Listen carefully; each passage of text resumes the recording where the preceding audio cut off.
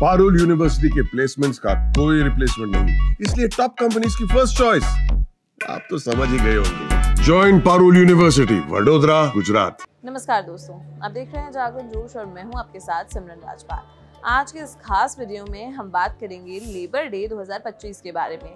1 मई को पूरी दुनिया के कामगार अपने अधिकारों और संघर्षों को याद करते हैं। इंडिया में भी लेबर डे एक मौका है अपने कामगारों के मेहनत को सल्यूट करने का और एक ज़रूरी समय है अपने कामगार कानूनों को समझने का।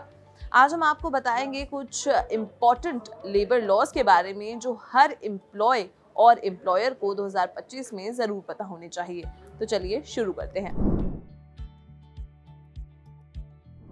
दोस्तों, जब भी आप ऑफिस या फैक्ट्री में काम करना शुरू करते हैं, एक पूरा लीगल फ्रेमवर्क एक्टिवेट हो जाता है जो आपके अधिकारों की रक्षा करता है। लेबर लॉज या एम्प्लॉयमेंट लॉज असल में वही रूल्स हैं जो एक फेयर और सेफ काम का माहौल बनाते हैं। ये कानून सिर्फ एक दिन में नहीं आए, कामगारों ने इन अधिकारों के लिए सालों तक संघर्ष किया। लेबर लॉ 2 बेसिक चीज़ों को कवर करते हैं। पहला, कलेक्टिव राइट्स जैसे कि ट्रेड यूनियन बनाना, और दूसरा इंडिविजुअल राइट्स जैसे कि टाइमली सैलरी मिलना, सेफ वर्किंग कंडीशंस और डिस्क्रिमिनेशन से बचाव। सोच के देखिए, आज जो हम वीकेंड पर छुट्टी लेते हैं, ओवरटाइम का पैसा मिलता है, मैटरनिटी लीव मिलती है, ये सब लेबर मूवमेंट की वजह से ही संभव हुआ। अब हम आपको बताते हैं इंडिया के कुछ इम्पॉर्टेंट लेबर लॉज के बारे में जिन्हें 2025 में हर कामगार और एम्प्लॉयर को समझना बेहद ज़रूरी है।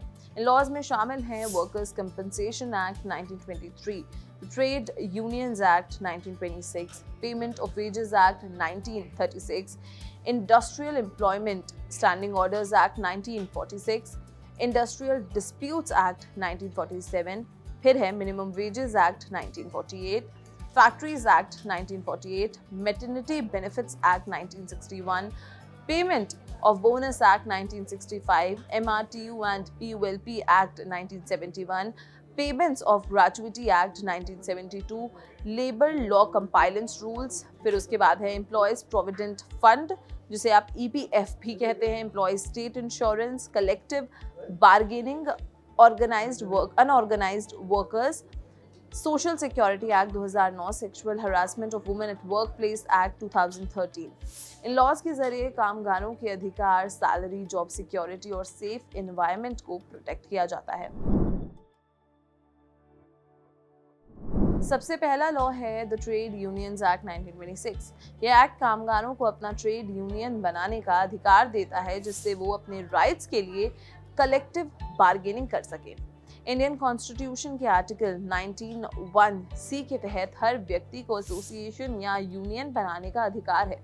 इस एक्ट के तहत ट्रेड यूनियंस को लीगली रजिस्टर किया जाता है, उनके गवर्नेंस रूल्स सेट किए जाते हैं। ट्रेड यूनियंस हायर मैनेजमेंट पर अपनी सही डिमांड्स को मानने के लिए प्रेशर डाल सकते हैं।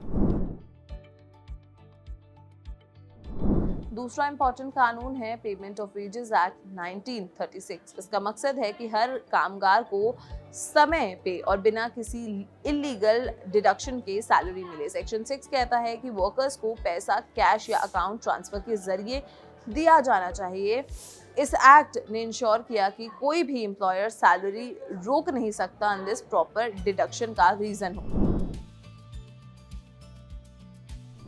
तीसरा कानून है इंडस्ट्रियल डिस्प्यूट्स एक्ट 1947 जो परमानेंट कामगारों के डिसमिसल को रेगुलेट करता है। अगर कोई वर्कर 1 साल से ज़्यादा टाइम से एम्प्लॉयड है तो उसे सिर्फ गवर्नमेंट अथॉरिटी की परमिशन के बाद ही डिसमिस किया जा सकता है। एम्प्लॉयर को वैलिड रीज़न देना ज़रूरी होता है। मिक्स कंडक्ट या हैबिचुअल एब्सेंस जैसे केसेस के अलावा किसी और आर्बिट्ररी डिसमिस नहीं किया जा सकता। चौथा कानून है द मिनिमम वेजेस एक्ट 1948। इस एक्ट के तहत हर वर्कर को मिनिमम वेज मिलना ज़रूरी है जो स्टेट या सेंट्रल गवर्नमेंट डिसाइड करती है। ये मिनिमम वेज काम के प्रकार और जगह के हिसाब से अलग अलग हो सकता है। एग्जाम्पल के तौर पर मनरेगा के वर्कर्स का वेज हर स्टेट में अलग अलग है। दादरा और नागर हवेली में 258 रुपये, महाराष्ट्र में 238 रुपये और वेस्ट बंगाल में 204 रुपये। पांचवा कानून है मैटरनिटी बेनिफिट्स एक्ट 1961, जिसके तहत प्रेग्नेंट वुमेन एम्प्लॉयज को 12 वीक्स का पेड मैटरनिटी लीव दिया जाता है। ये लॉ हर ऑर्गेनाइजेशन पर लागू होता है जहां 10 या उससे ज्यादा लोग काम करते हैं। इस एक्ट की वजह से कामगार महिलाओं का जॉब प्रेगनेंसी और डिलीवरी के दौरान सिक्योर रहता है। 2017 में इस एक्ट में अमेंडमेंट की गई, जिससे लीव और बेनिफिट्स और स्ट्रॉन्ग हुए। और एक बहुत इंपॉर्टेंट कानून है जो है sexual harassment of women at work place act 2013। इस एक्ट के तहत कोई भी महिला वर्कर वर्क प्लेस पर सेक्सुअल हरासमेंट का शिकार नहीं बन सकती। सेक्सुअल हरासमेंट में शामिल हैं पोर्नोग्राफी दिखाना, सेक्सुअल फेवर्स की demand, sexually coloured remarks, unwanted physical contact, lewd comments. ये लॉ हर प्राइवेट और पब्लिक ऑर्गेनाइजेशन पर लागू है जहां 10 या उससे ज्यादा लोग काम कर रहे हैं। महिला की एज या एम्प्लॉयमेंट स्टेटस से कोई फर्क नहीं पड़ता, हर महिला इस कानून के तहत प्रोटेक्टेड है। तो दोस्तों, ये थे कुछ इंपॉर्टेंट लेबर लॉज जो हर कामगार और एम्प्लॉयर को जानने चाहिए।